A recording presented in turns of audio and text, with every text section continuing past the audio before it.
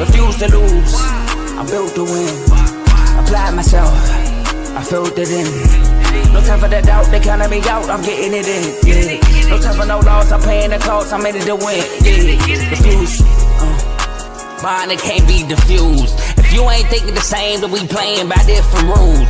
You can't see the vision, we living at different views. Until we complete the mission, keep getting up, never snooze. I walked a mile in my shoes, had the mind of a fool, chasing diamonds and jewels. Trust me, I was confused. Started minding my business and used my mind as a tool. Ended up finding my purpose and found the time to get to it. They told me I couldn't do it, they told me I couldn't make it. They sold it, could never break it. That's sadly mistaken. I need a piece of the pie, I want it so bad I can taste it. They told me, keep on running toes, they gon' take them. Refuse to lose, built to win. Apply myself, I filled it in. No time for the doubt, they counted me out, I'm getting it in. Yeah. No time for no loss, I pay for the cost, I'm winning to win. Yeah. Refuse to lose, I'm built to win. Apply myself, I filled it in. No time for the doubt, they counted me out, I'm getting it in. Yeah. No time for no loss, I'm paying the cost, I'm in it to win. Yeah. Refuse.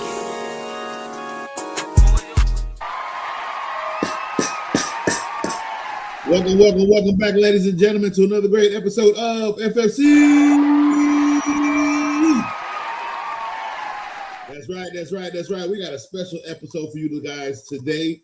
We got a special guest that's going to be joining us here very soon. We have, it's the end of the season. So we got to talk about what's coming up for, obviously, next season, what we got coming up. The season's over, games have ended. However, welcome to the playoffs, baby. That's right. We are officially in playoff season, all right?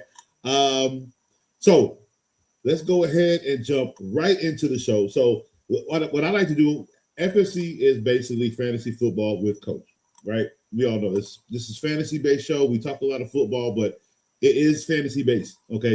I give advice on what people should do with their fantasy teams, whether it comes to trade market, whether it comes to the value of players, dropping a player, looking at the waiver wire for players. That's what this show is about. And we talk a lot about the NFL and the players as it pertains to, it's them who we're putting on our teams. And so, what Coach has to do, I got to watch these games. I have to study these games. I have to study these players. I have to know ins and outs of certain things. I have to make predictions. I have to do draft orders for you guys. So there's a lot that behind the scenes that Coach does besides come on here and make himself a fool of himself. You know what I mean? But this is a fantasy-based show. And with that comes, people that want to, win fantasy football, obviously, right? You don't play fantasy football for fun. The fun part is winning, beating somebody you've been talking trash to all year, somebody you done swept in all the regular season games, and he thought for 1 second, because he snuck in there with a low record, that he was going to topple you down. And no, he felt the same fate that he felt the last 2 times he came across your team. That is fantasy football. And today, ladies and gentlemen, we actually have a winner that is well and deserved of this champion, okay? He is the one that has literally started everything here in R2L. He is R2L himself, Big Boss Man Joe. Welcome to the show. We're going to let that keep going. That is a well-deserved cheer right there. Welcome to the show. Welcome to the show, Joe. I mean, guys, ladies and gentlemen, this is the man that literally started every branch of the tree that you know of R2L. He is the captain. He is the CEO. He is the commander-in-chief. And now he is a fantasy champion in a 14-team league of champions, by the way. These ain't no slugs that he is playing against, okay? These are people who plot, first things first, he knows everybody that's in there. He's grew up with most of them that's in the league. So he knows them. They know him. And to go against people that know the sport just like you, that think like you, that took the player you were supposed to take, because they gotta make sure you don't get them. Like, and then mind you, it's just years after years, and then that final that it's just to sit there and lay down all your ops below you and hold that trophy high. It is one of the most magnificent things. Again, these guys are not bad fantasy players. Like, I think 4 of you all had the same record, if I'm not mistaken, 10-4. So it's a tough league. I played in this league. I had to quit. I had some obligations, but it was a lot. So it was like, oh no, I'm not gonna make it. You know, but this is a tough league to win in, guys. And it's no back-to-backs around here. Like the kid went back-to-back. No, nobody went back-to-back. Nobody has won back-to-back. So that is very important. But Joe, congratulations and welcome to the show. How does it feel to be a champion? Ah, man, let me take the shades off, man. Be humble, you know. Feels good, you know. I like the intro. It was a great intro. Like you said, a bunch of dogs in that fantasy league. And this is our 3rd year, I think, doing it. And maybe 4th. 3rd year, I don't know. 3rd, yeah. I know Dave won the first one. Shout out to Dave. Yeah, it's the 3rd one. Kev won the 2nd one. And your boy won the 3rd one. So this is the first. You know, I stopped doing fantasy for a long time. So my last time I won a fantasy league was in 2012. So it's been a minute. It's been over a decade. So a long time coming. And we here. So I gotta say. That is awesome. That is awesome. Like, I mean, like I said, Dave, these guys are not slums. Okay. Dave literally won the very first time we started this league. Like I said, Kev won the 2nd one. And for Joe to win the 3rd, like, if you look at the collection of knowledge that is in R2L, okay, you guys have to understand the processing of what these guys go through just to get to the draft. These guys, okay, let's give it to you in plain sight, right? The season's over. They've already won, and they are already plotting on Joe's downfall. They are already looking at the rookies coming out. We didn't even have the draft yet in the NFL, and I can almost tell you 4 people are already looking at players to come to that they will draft to get ready. Like, these guys, the season isn't over just because the ESPN said it was. This league stays ready at all times. So again, as humble as Joe might be for this win right now, I almost guarantee you that his brain is churning for that next championship that's literally right around the corner. Like, the grind does not stop. We're looking to make history. First back-to-back R2L champion. So, Joe, what I got to ask you is, we got a few questions for you. Okay. So who was your overall pick? Like, who did you want overall, but then who was your number 1 pick overall? All right. Before I say this, I got breaking news for you, Coach. The Ravens and John Harbaugh have parted ways. Yeah. Just want to put that out there. I know you're going to talk about it in your show, you know. Video after this show. Yeah. So, yeah. Oh, my God. Yeah, I know. So, who I wanted either B. John Robinson or Jahmyr Gibbs. Okay. But I think Jahmyr Gibbs is my guy because they announced that he was going to be the lead back this year. He's going to get a bigger dose of the carries. Yeah, so I was like, you know, I'm going to get Jahmyr Gibbs. That's what I was eyeing because I was the 9th pick in the draft. So obviously he was gone. But Derrick Henry was sitting right there, which I was surprised. So I went and got Derrick Henry. And that was your question, right? He's the first pick, right? Mm-hmm. So yeah, like, who did you want overall? Yeah, you said it was Bijan, but then Jahmyr Gibbs. I ended up getting Derrick Henry. Yeah, so shout out to Derrick Henry, man. He held it down for me, especially in the championship week against the Green Bay Packers. And I know people get worried about Derrick Henry when the season starts. And then look, he's a big guy. It's not that he has a slow starter running, right? The engine's got to go. Like, you got to feed him. He's an old school. He's like probably the last piece of the old school running backs, to be quite honest with you. Like, you got to feed these players constantly through the game, and you will see the torment they will give the defense. But if you stop them, or if, like, you give it inconsistent carries, like, the momentum isn't going to be there for these types of running backs. Like, it's not making him a bad or indifference running back. He's a running back. That's what they do. They got to get momentum when they get the ball. You consistently give it to them. They find the holes a lot better.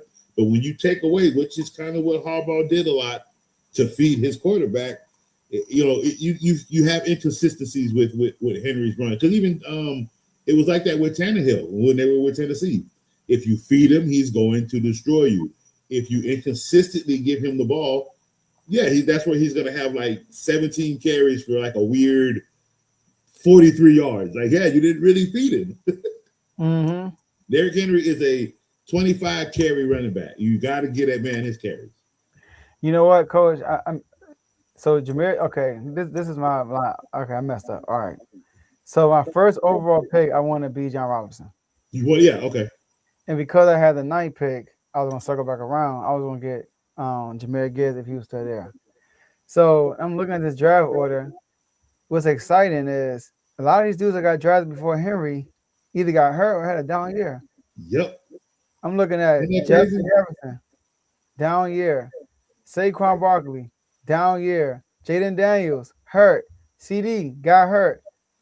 Tyreek Hill, hurt. Lamar, hurt. And then you got Bijan 6 and you got Jamar Chase at 1. They both had good seasons. So, and then Jahmyr Gibbs was a 10 pick after Derrick Henry.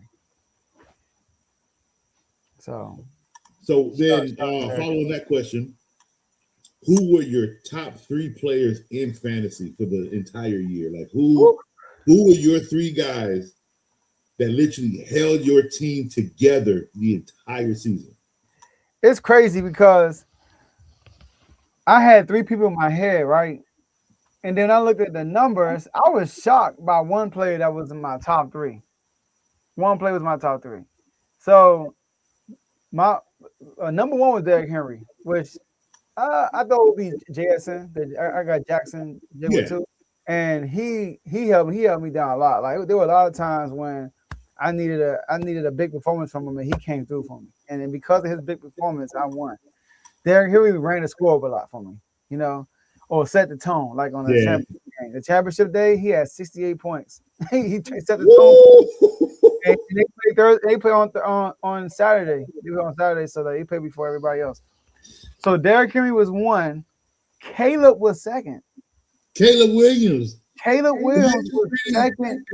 And you know what's funny? I'm gonna rip him a new one today though, but that doesn't surprise me because he has great numbers. Like he literally, I don't know if he hit the 4,000. But he is close. Like again, he surprised me with his rookie year having 3,700 passing yards. I'm like, oh damn.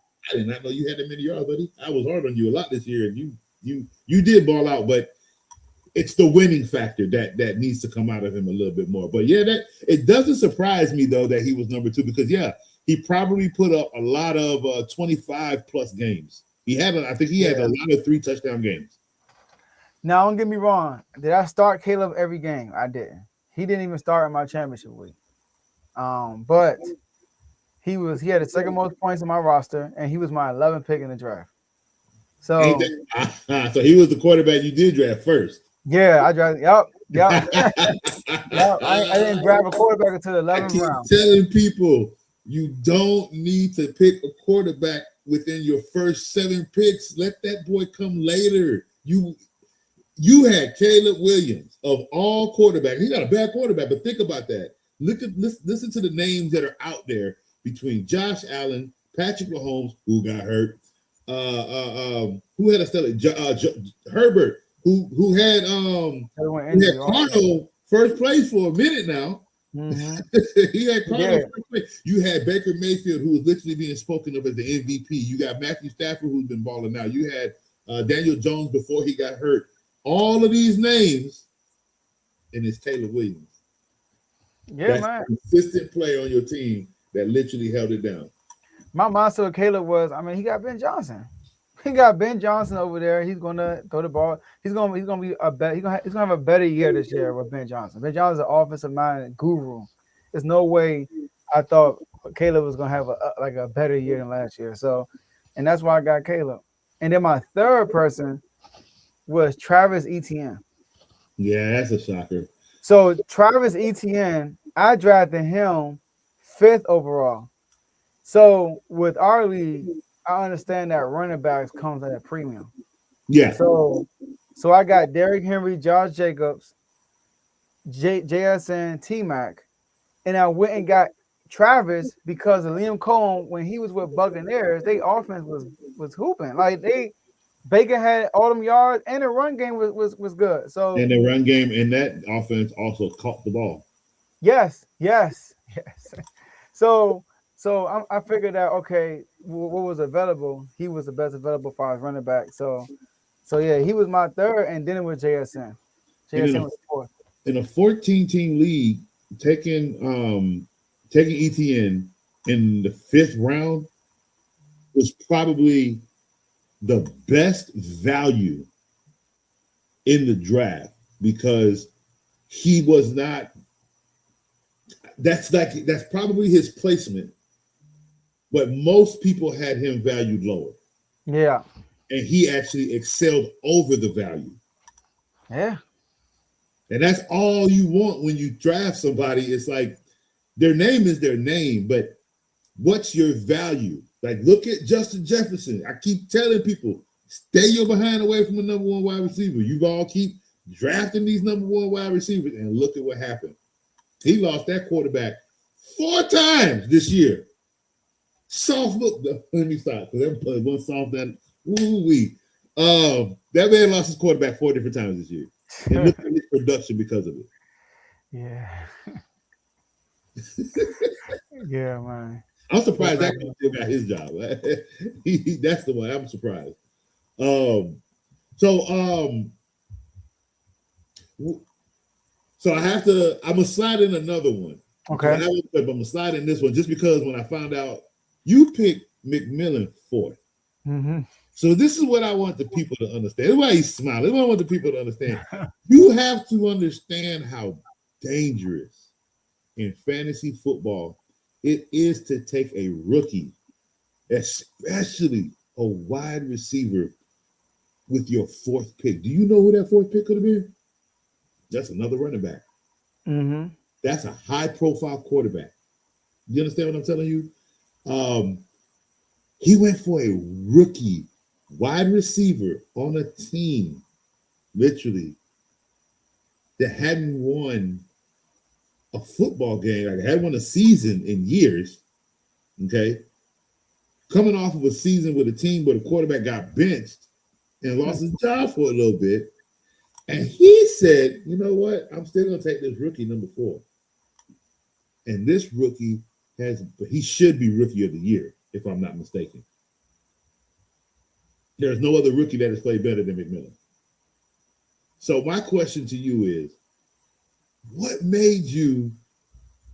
drove you to make the fantasy football is all about risk and reward.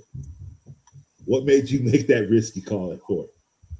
So the people that was ahead of him, you had like Calvin Ridley, you had DJ Moore, Rome Duze, like guys like maybe.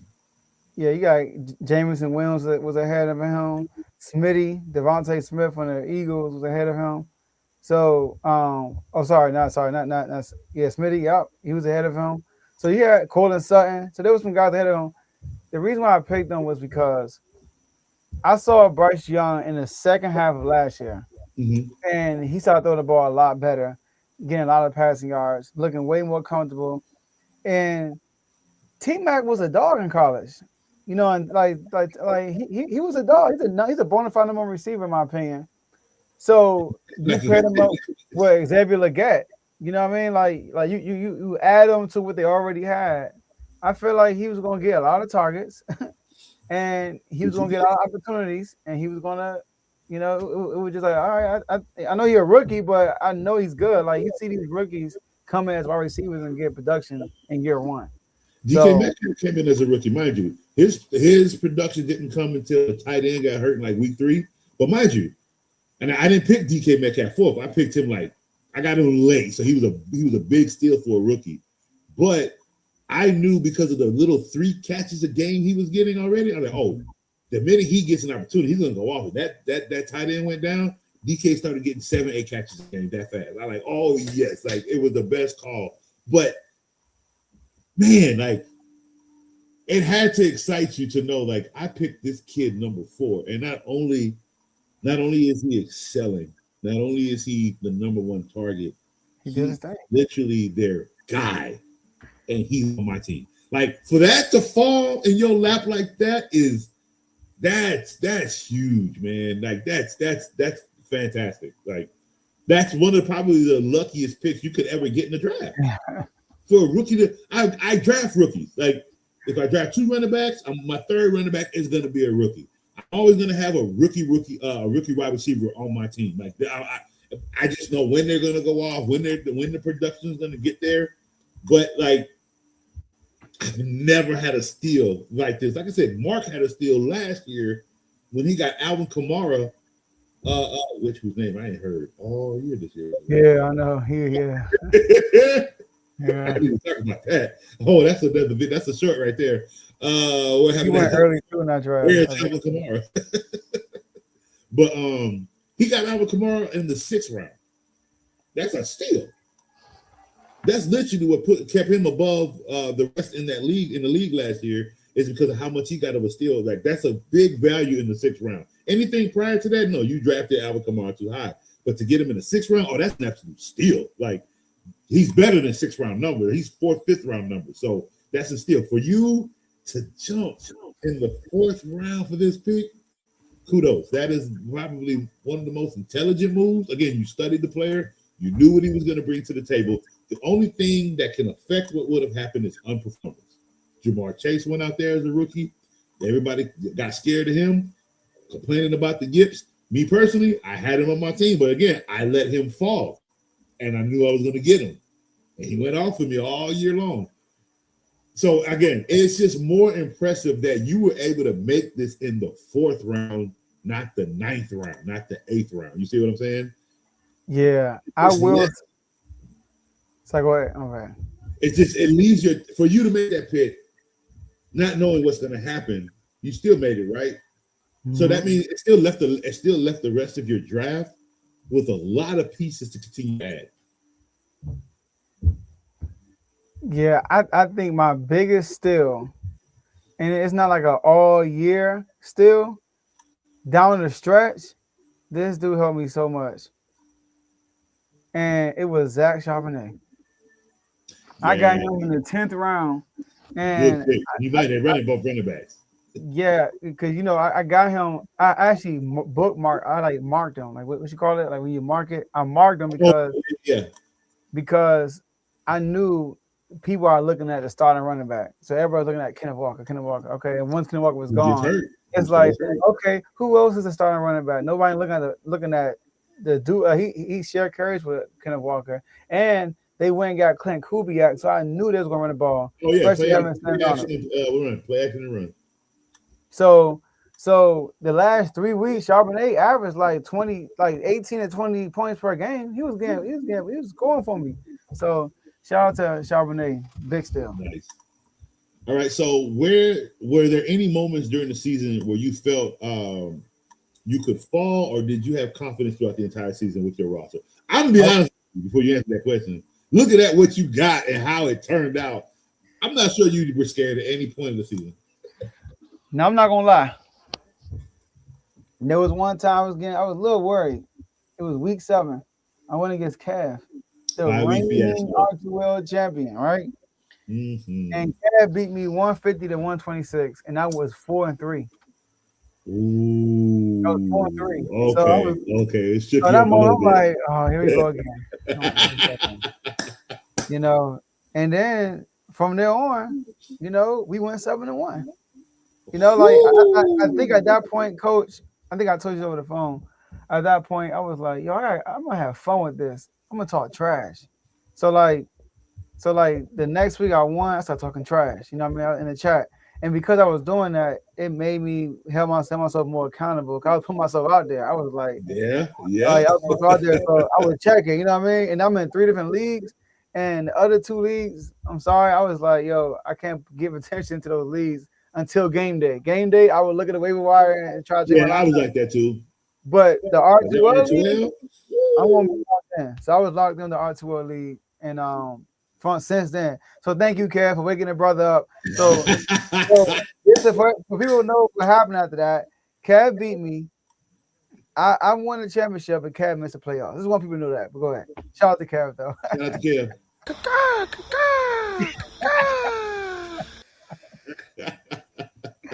Shout out to the reigning. Well, I'm the reigning now. I'm sorry, but he used to be the reigning R2L champion.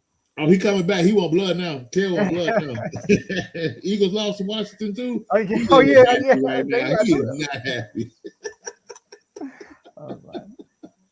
Oh man. All right. So what team in fantasy outside of Kev do you feel gave you the most problems? What league owner gave you the most problems? Trent. I knew you were gonna say Trent. He is an intelligent drafter. Like that dude knows football. Trent gave me the hardest task. Like when I went back and watched, I got blown out. But now my team didn't perform either. He beat me. He didn't do nothing crazy, but the margin was ugly. He beat me 131-84. Woo. Yeah. So he had, and this is let everybody know who his team was, because he had a team. Drake May, in this week, Drake May, A-Chain. He had Harvey who had 27 points that day. Oh my God! The one time Harvey went on.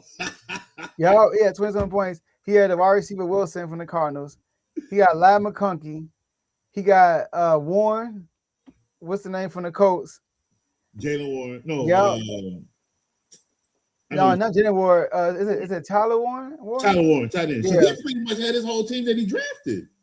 Yeah, probably, yeah. And he had the Lutz, the Broncos kicker, the Rams defense, and his number 1 overall pick did nothing. Justin Jefferson. He had 2 points that week, and he still blew me out. Dang. So yeah, that sounds like his. What week was this? This was I don't know, what week was this? This was week. I'm not sure what week this was. Oh, you know what? This is a week that we played the Broncos, the Commanders. So like it was probably like week 9. Wow. So that means he pretty much kept his whole roster. Yeah, and and on his bench though, he had Dak on his bench who balled out this year. You know, so he had Dak. Who was the other quarterback I say he had? He had Dak and Drake May. All his fault. He didn't get fired. Yeah, so yeah, but sorry, Trent. I won a championship. You won that Two game. tough losses, and you come out the winner. That's what. Yeah. Hey, I appreciate you. Boy. Appreciate you, Trent, for helping the brother out. Oh man. Okay, so what trades did you make during the season? This is gonna be crazy, Coach. I make 0 trades this year. This is the first time I didn't make a trade. What I tell y'all? What Coach tell you? I don't make trades. If you don't have what I want, I'm gonna die with what I have. I'm sorry, I just can't do it. Like I said, the year that I won second place, I could have won first place if I would have made some kind of trade. But you know who I wanted? I wanted Josh Jacobs. I couldn't get Josh Jacobs, so I just wrote it out with Kyron Williams and Jahmyr Gibbs, and I got second place. I'm not mad, but I didn't make no trades either. And nobody proposed a trade to me all year. Usually my trades come from people proposing a trade to me. Wow. And then I get the itch to trade. So I might not trade with that person, but now I'm like looking at everybody roster. Okay, now the itch is there. So nobody proposed a trade, so that itch was never there. Like I was just in the waiver wire. And that's where I stay. I live in the waiver wire, boy. I'm telling you, it's some gold in there if you look right. Yes, sir. Okay, so what was your draft strategy coming into this year? Okay. You made no trades, obviously. Mm-hmm.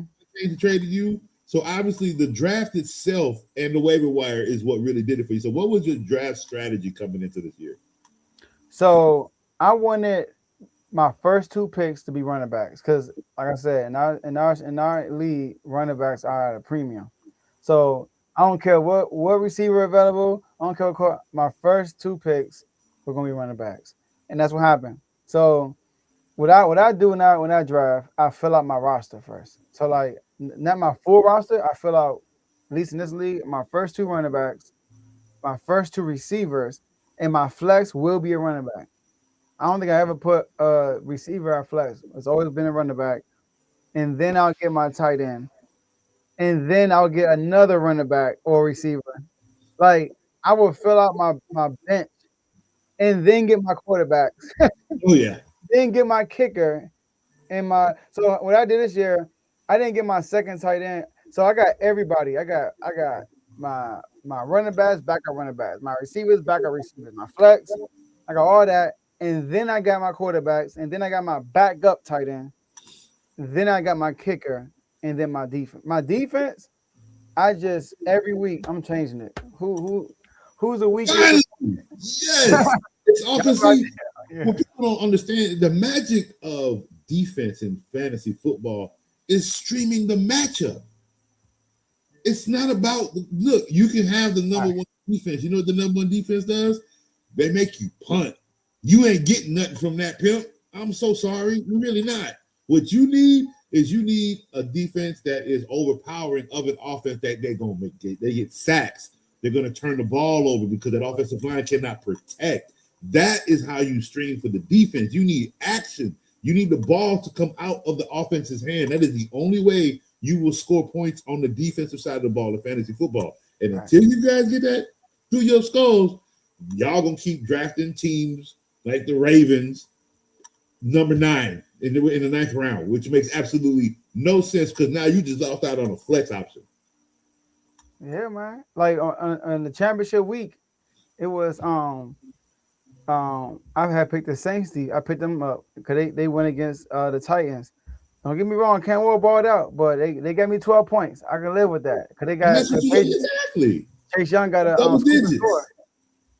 Yeah, double digits of my defense is pivotal, and I think the week before that, my defense did good. Yeah, I put up. Yeah, I had the Saints the week before that because they played the Giants.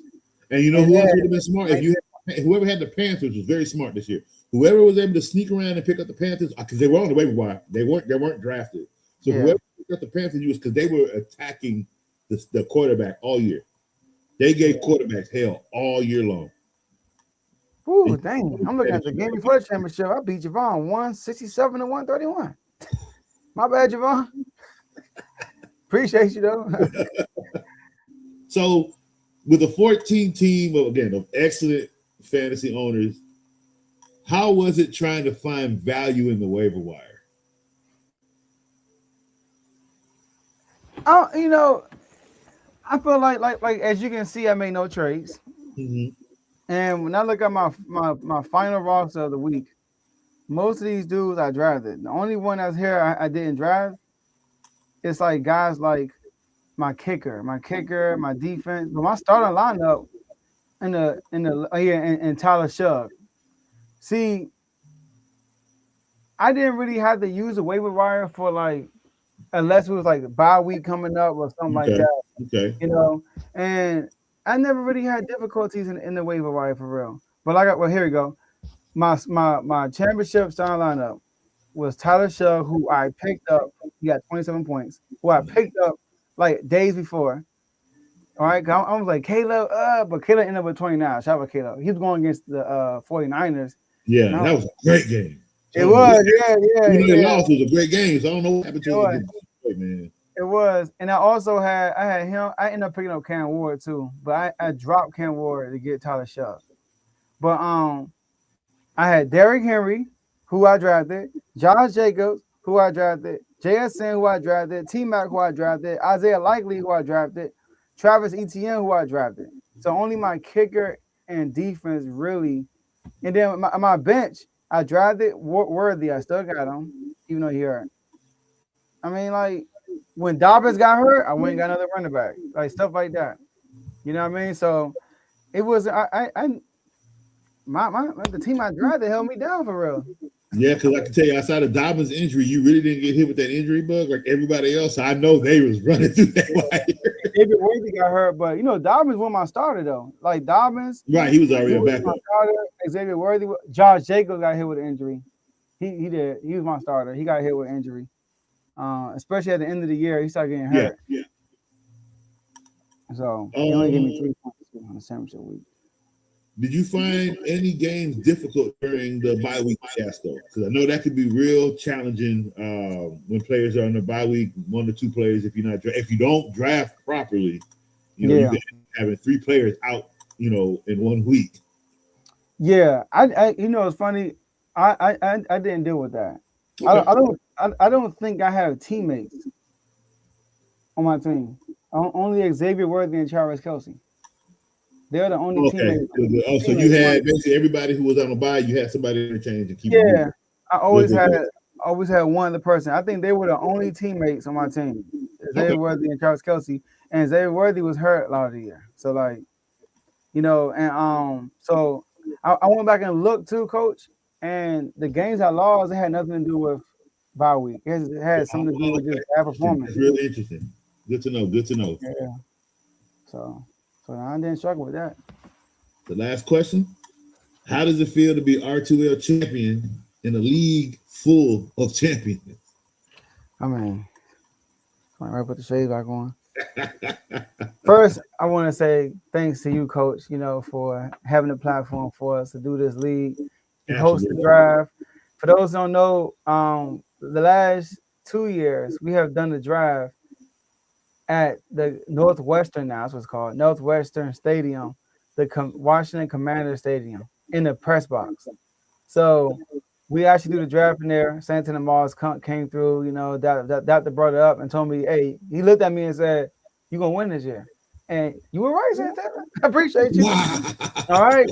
So that's that. We do that. And so shout out to Coach for that, for having that. And thank you for all the fantasy users that participated, and how I feel, Coach. I mean, just a little richer, you know what I mean? I don't know, because when you win, we have a pot, you know what I mean? You win, you get some bread, so my pocket's a little thicker. That's all I got. Nice. So it feels good to be champion. Nice. Well, man, it was great having you. It was great hosting you here today. Again, this is a fantasy show. You win, come on, tell Coach, have an interview with Coach, and we talk about your win. And coming in season 4, me and Joe have something special planned for our viewers who win their fantasy championship. So we'll give you guys more updates coming soon on that. But we are trying to become more interactive with our viewers and our subscribers. So we would love to have as many as we can come on the show. So we're going to be working something out to get that going for you guys here coming in the next season. So just stay tuned for that coming up real soon. But I appreciate you coming on, Joe. I appreciate everything that you've done for me and my platform. And we'll talk real soon. Yes, sir. Appreciate you. Have a good show. You too. Thank you. Ladies and gentlemen, that was Boss Man Joe, the R2L League Championship winner. All right, so we are going to take a quick commercial break, and when we come back, we are going to get into some FFC information. We're going to discuss the playoffs coming up here this week, and I'm not making any picks. I'm saving all of my picks for my shorts that I'm going to be doing here a lot more of. So when we come back, we'll get into more discussions and all of that. So stay tuned. We'll be right back. Yo, my name is Lambo Anlo. This is Dimitri. This is Ed Hahn. My name is Daryl Julian, and this is Houston Loose Sports. Yo, my name is Lambo Anlo. This is Dimitri. This is Ed Hahn. My name is Daryl Julian, and this is Houston Loose Sports. Refuse to lose sports. Refuse to Lose Sports. Refuse to Lose Sports. Mine, it can't be diffused. If you ain't thinking the same, then we playing by different rules. You can't see the vision, we living at different views. Until we complete the mission, keep getting up, never snooze. I walked a mile in my shoes, had the mind of a fool, chasing diamonds and jewels. Trust me, I was confused. Started minding my business and used my mind as a tool. Ended up finding my purpose and found the time to get to it. They told me I couldn't do it. They told me I couldn't make it. They sold it, could never break it. That's sadly mistaken. I need a piece of the pie. I want it so bad I can taste it. They told me like told me, keep on running. Toes they gon' take them. Refuse to lose, built to win. Apply myself, I felt it in. No time for the doubt, they counted me out, I'm getting it in, yeah. No time for no loss, I pay for the cost, I'm winning to win, yeah. Refuse to lose, I'm built to win. Apply myself, I felt it in. No time for the doubt, they counted me out, I'm getting it in, yeah. No time for no loss, I'm paying the cost, I'm in it to win, yeah. Refuse. All right, welcome back, ladies and gentlemen, to FFC.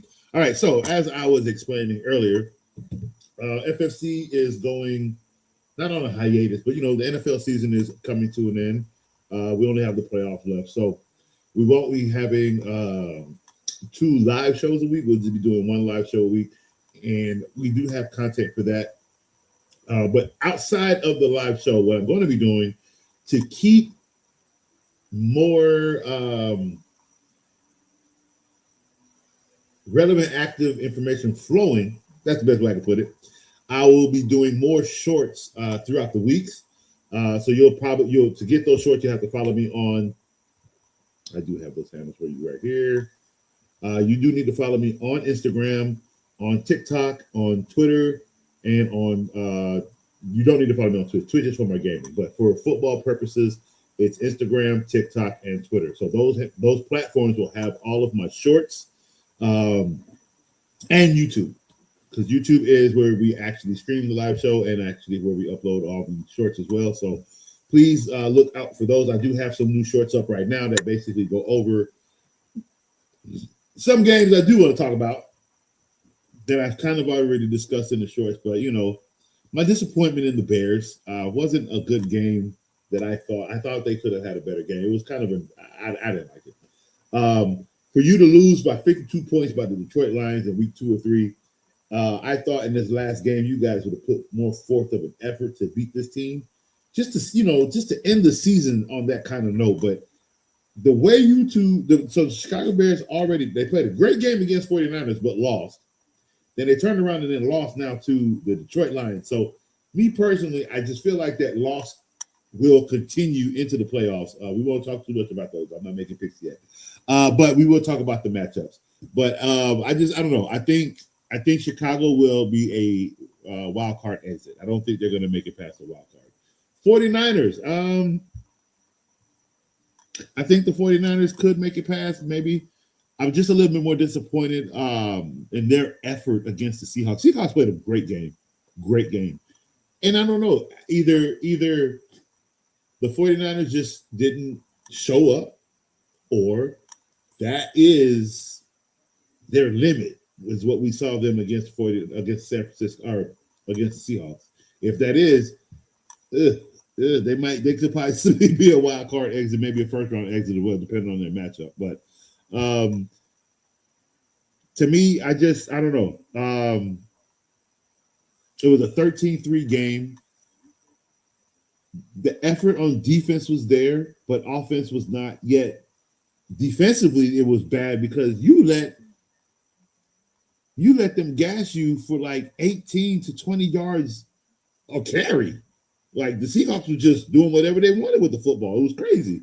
So I don't know. I don't know what the 49ers. It looked good. Everything was looking good. I get it. It's a bump in the road. They lost to a division rival.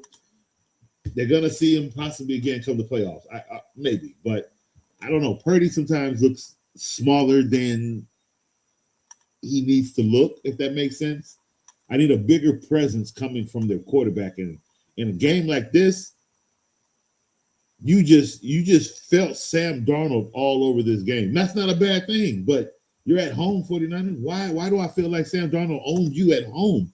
That should not have happened. So now they're in the way of you winning at home. How are you going to respond now? Panthers. A lot of people are congratulating the Panthers. Look, I said a lot of good things about the Panthers this year because they did play a lot of good football this year. What I will not do, is congratulate the Panthers on winning a playoff spot because they didn't. They didn't win the playoff spot. They were given and put in a playoff spot because one team beat another team, but they didn't win that. They lost. Their chance to win a game to get into the playoffs was against the Tampa Bay Buccaneers. They lost that game. The guy Baker over here sweating on his sofa, on his kitchen table, out here dying over this game, which they lost. But I'm not congratulating the Panthers. They had a good season. I don't think they're going to do much noise in the playoffs. They're probably one of the weaker teams in the NFC. Strong finish, don't get me wrong, strong finish in the season, but they didn't finish strong because, they didn't finish the end of the season because they lost. They had a strong campaign going towards the end, back after the season, and they lost that last game. That game was supposed to get them into the playoffs. Now all of a sudden the Tampa Bay must win, and now all of a sudden it come down to the Saints and the Falcons. Like, that's fine, but again, I'm not congratulating the team that didn't win. That's just me. Sorry. So in the meantime, now let's go look at the actual playoff matchups.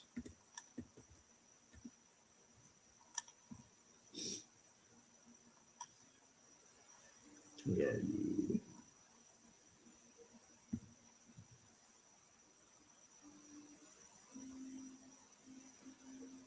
No, that's wrong. Nope, that's right.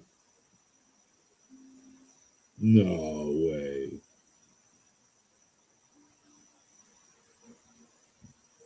No, that is wrong. So why would they put this team here? Where was it?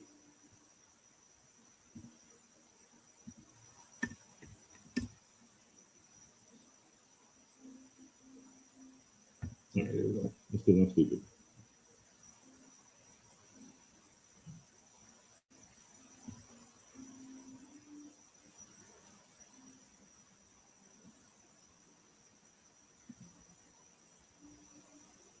I am stupid because I can't find it.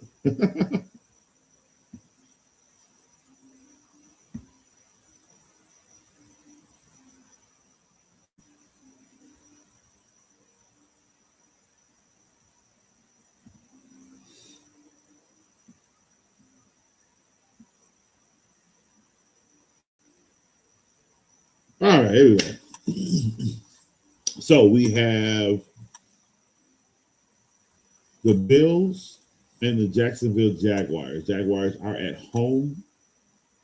We have the Texans and the Steelers. The Steelers are at home.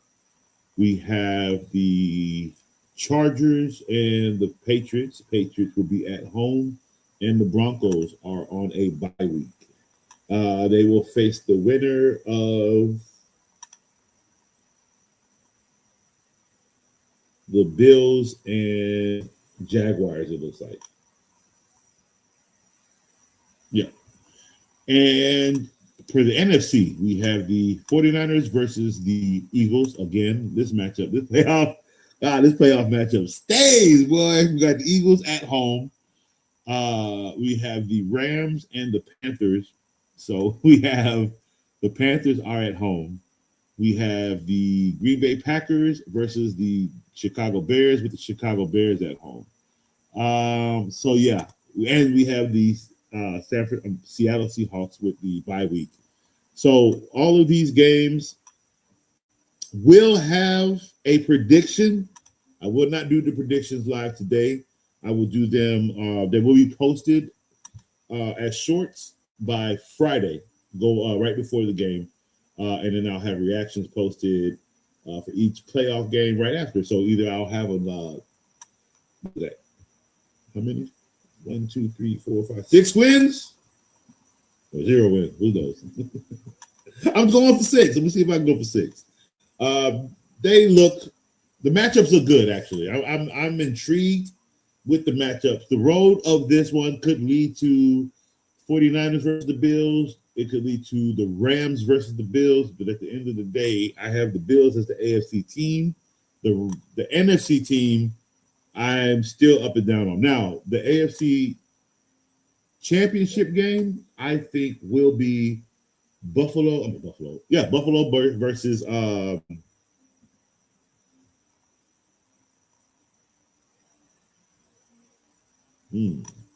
can't say that yet.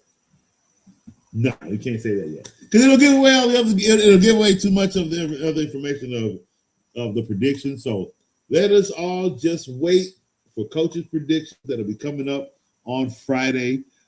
Check your local platform via Twitter, Instagram, Twitch, TikTok, and YouTube. Okay, we'll have all sorts. Not Twitch. I'm sorry, Twitch is for gaming, but all the other platforms will have the short posted to them. So you'll be able to check out coaches' predictions and reactions before and after the game. So look forward for those that'll be coming soon. Again, that'll be something that I'll be doing all year round. Like I got to do a short on where is Alvin Kamara? This is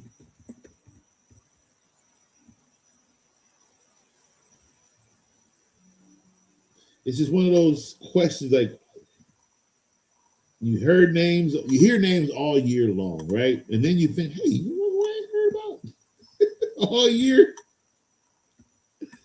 Oh man, so let's go look because as a fantasy show, I do have to do my end of year fantasy leaders. So he ended up questionable, but when? So he stopped playing football in week 13, and his numbers have been nothing but booty. Oh my God! Yes, we're gonna have a lot to say. Oh my goodness! Wow. So yeah, we do have to do our end of season fantasy leadership, our fantasy end of season fantasy rankings. Fantasy leadership. So we can see who our fantasy leaders are through the rankings. That's what I want to say. Sorry about that. So that will be coming up here soon. And we have our end of season, regular season ranking as well. Before we go, I do want to do something fun real quick. Let me see. So every year I go through here, I go through the books, and I predict once the schedules come out for all the teams, I do my schedule predictions. Okay. And I predict what I think a team. I go through division games. I go through what I think a team will do divisionally. If they're going to lose twice to a team, if they're all going to split, I go through all that. Okay. And I come up with a record. I come up with what I think the team is going to do for the season. Okay. And what it does, it kind of helps me balance out. If I think the team is going to do this, it kind of helps me give you guys the information needed on what I think a team is going to do via what the player would do for fantasy purposes. So again, if I got a team winning 12 games, well, that means obviously in those 12 games, the running back, if the running back on that team is good, well, that must mean he's the one doing it. Obviously, if they have a good receiver and a good quarterback, that contributes to why they have 12 wins, why I believe they're going to have 12 wins as well, right? So that will basically kind of translate into what type of player value you want when drafting a player. So this, however, will be the first time we are going to basically go over all 32 teams and their prediction. Like if I got the prediction right, close, or if I was just completely far off. So let us pull up. Where you at? There we go. So first off, Baltimore Ravens. I can tell you right now, I was completely off. I had them winning 12 games this year, and the Baltimore Ravens only won 8. That was off. Now, I wonder if, let me see.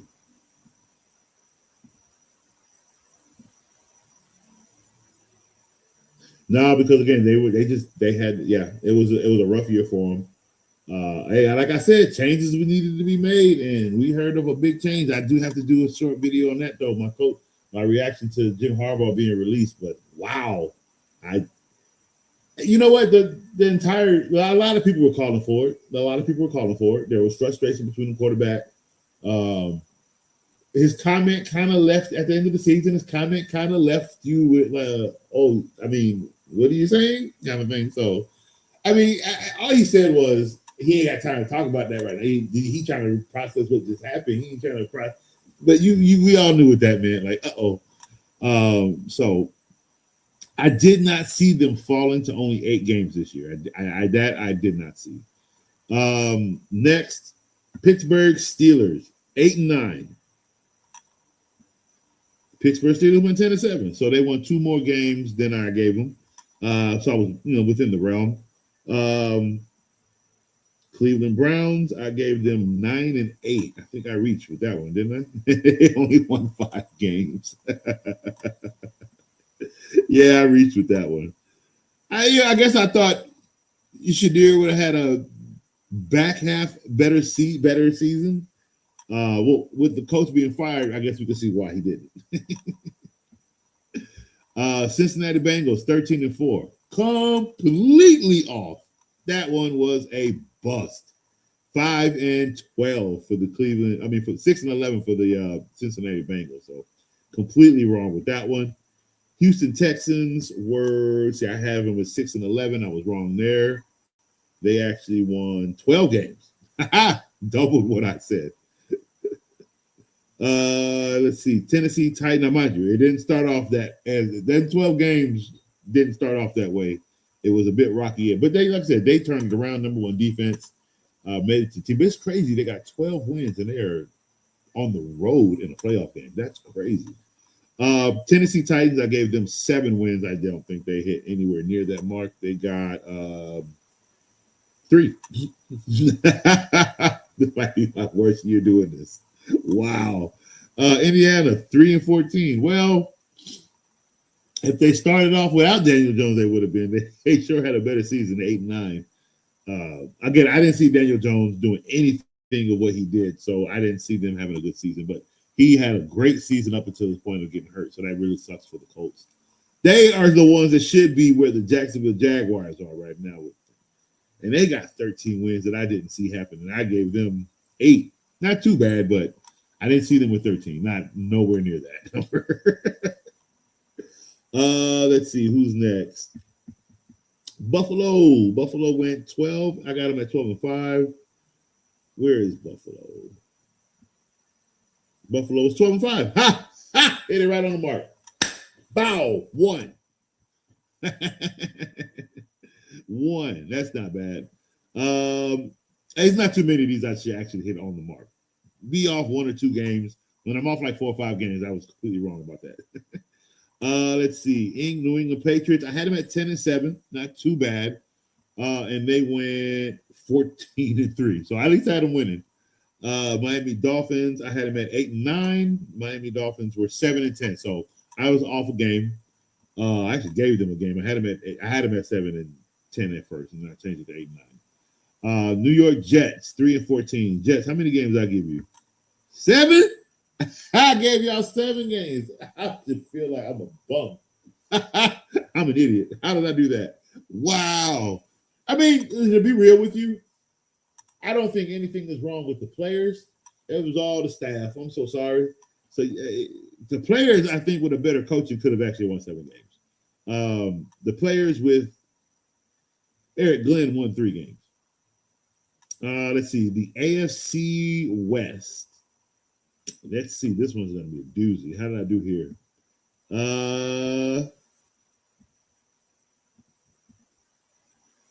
AFC West. Denver Broncos. I gave Broncos 11-6, and they went 14-3. So I had them winning. Let's see. Vegas. I had you at 6-11. You guys went 3-14. So I doubled your games. You couldn't even just win 6. They got the number 1 pick, though. So this is going to be a very interesting season to see how this turns out for 2026. I'm excited. I really am. No Patrick Mahomes this year because he's hurt. This is going to be a real interesting division and season coming up. The Chargers, I gave them 12-5. Their record was their schedule was really easy. and they went 11-6. So one more game. Let's see. Kansas City, I gave them 11-6, and they went 6-11. So flop, mirror effect. Minnesota Vikings. I gave Minnesota 5-12. Minnesota, how many games did we win this year? 9-8. I don't see how that happened. I tell you what, the 5-12, maybe that was McCarthy. maybe he only has 5 wins on his career because he is horrible. He stays hurt. I told you that kid was a bust. I'm sorry. If you expect me to think he's going to come out next year ready to go, no, thank you. Their body can't take the sport. He's soft. Let's see who else. What team was next? Detroit. I had him at 7-10, and Detroit went 9-8. At least this, you know what? This division is actually a lot better. They ended the season a lot better. Everybody had a winning record. That's actually very, very impressive. Everybody in this division, even the last place Detroit Lions, everybody in this division has a winning record. Green Bay Packers 11-6. They ended up 9-7-1. So the tie just drew everything off. I hate ties so much. Chicago Bears, I had you at 7-10, and you went 11-6. So kudos to you. New Orleans Saints 5-12, and you went 6-11. Okay.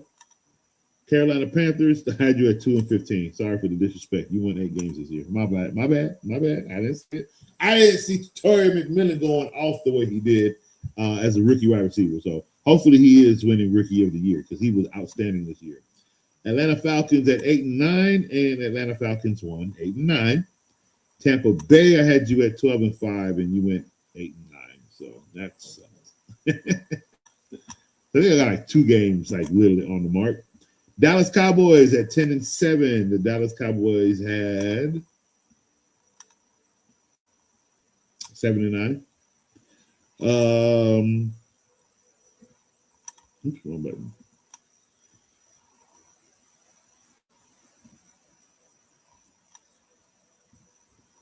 Let's see. Dallas Cowboys, New York Giants. I had you at 3-14, and the New York Giants won 4 games, so 1 game more than what I gave you. And you still suck.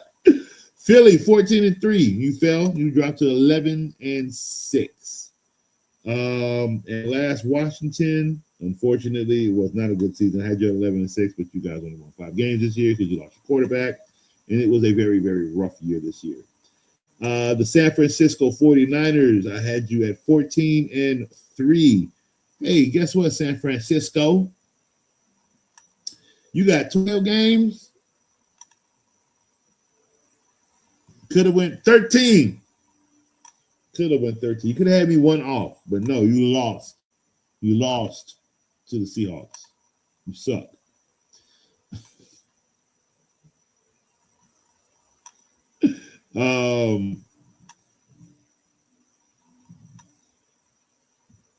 Cardinals 6-11, and you won 3 games. Seahawks 5-12. I had you at 5-12. I'm sorry. I did not know what this team was going to do with Sam Darnold. I'm sorry. I didn't know. 14-3. Outstanding for the Seattle Seahawks, who deserve number 1, because, again, I had you at 5-12. I did not see none of this coming. And LA Rams 11-6, and you ended your season with 12-5, so not too bad, not too much off. So let us real quick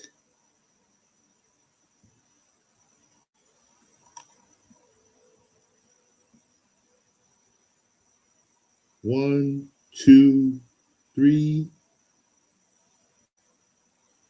4 teams with only 3 wins. So those are going to be our top 4 teams for the draft this year. Are going to be the Jets, Raiders with number 1 because Jets have number 2. Tennessee's got a top 5 pick, and Arizona Cardinals. Those and right behind them is the Giants because they only got 4 wins. Woo-wee. Bengals going to have a nice pick because they only got 6 wins. Oh, it's going to be an interesting draft. I'm excited about the draft this year. So if I'm a young rookie coming into this league this year, be excited. Know you are wanted. If you look at what's on these rosters between injuries, between what's already there and they ain't doing nothing, look at let me pull it up.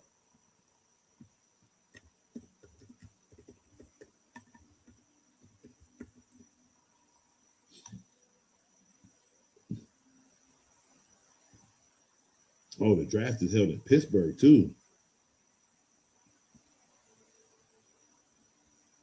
All right, so NFL draft order. Raiders are number 1. Worst team in the world. Number 2, we have the Jets. They have 5 first-round draft picks, by the way, in the next 2 years. Pay attention. Arizona at number 3. Tennessee at number 4. Funny thing about Tennessee at number 4, they can go anywhere with that pick. You got the Giants at number 5, like I said. Cleveland at number 6. Washington at number 7. New Orleans at number 8. Kansas City. Kansas City is sitting with the number 9th overall pick in the draft. You know how dangerous that is? They don't probably even need that pick. They can take the best pass rusher out of the league if they were out of the draft if they want. They can also take that number 1 pick and service themselves 4 picks in set rounds 2, 3, 4 within there and literally just continue to rebuild. Now, personally, what I would do with this number 1 pick if I'm them, your biggest need is a receiver. Only thing about getting a receiver is you can't use that right now due to the fact that Patrick Mahomes ain't playing football until December. So you gotta go where you can use players to win now, and that's defense. So I understand the need to do pass rusher. The Cincinnati Bengals at number 10. They need a defensive lineman. They're gonna get it. You got Miami at number 11. They have a top 15 pick. That is really good for Miami. That is, I mean, they're gonna get a quarterback. And you know what they could do? They could ask Kansas City for that 9th pick. They can ask Washington for that 7th pick. Miami could actually move up for a quarterback in this draft. You have Dallas at number 12. It's very dangerous. They can go everywhere. We just got to know. We know what y'all don't know. I say dangerous. I don't know what they're going to do with that pick. Let me move on from the Dogs and Cowboys. The Rams at number 13, which is a really good pick via Atlanta. So that's awesome. Baltimore at 14. Tampa Bay at 15. Jets at 16. So there's the 2nd pick. Detroit at 17. Minnesota at 18. And then we have to wait for the rest of these teams based off of where they lose per the draft order. For the rest of the draft order.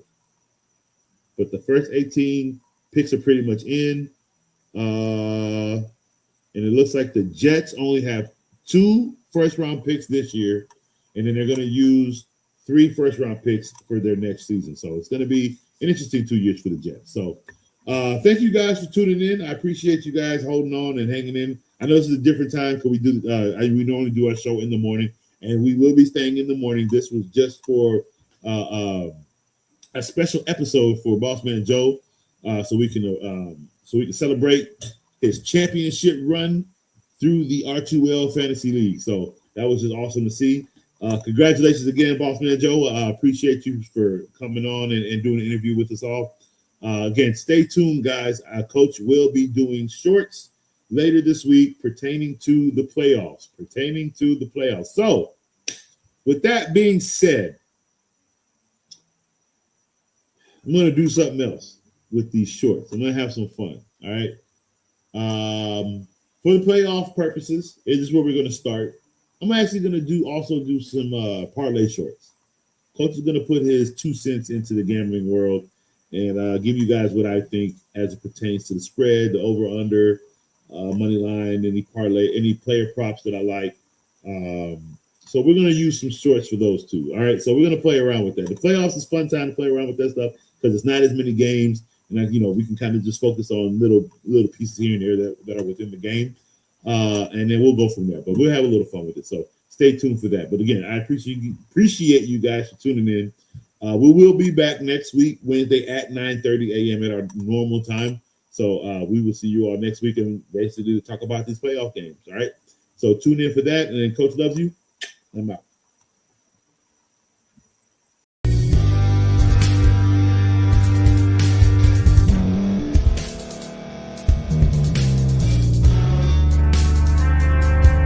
Thank you for staying to the end. If you're watching this on YouTube, please like this video, subscribe, and also hit that notification button so you can be notified next time we put out a video. If you're listening on any podcast platform, subscribe and hit that notification button, y'all, so you can be notified we put out another podcast audio. And last but not least, hit that share button. No matter what you're listening to or watching it, hit that share button and send it to somebody that you know that would love to watch this episode you just listened to. So once again, thank you for staying to the end, and we'll see y'all in the next episode.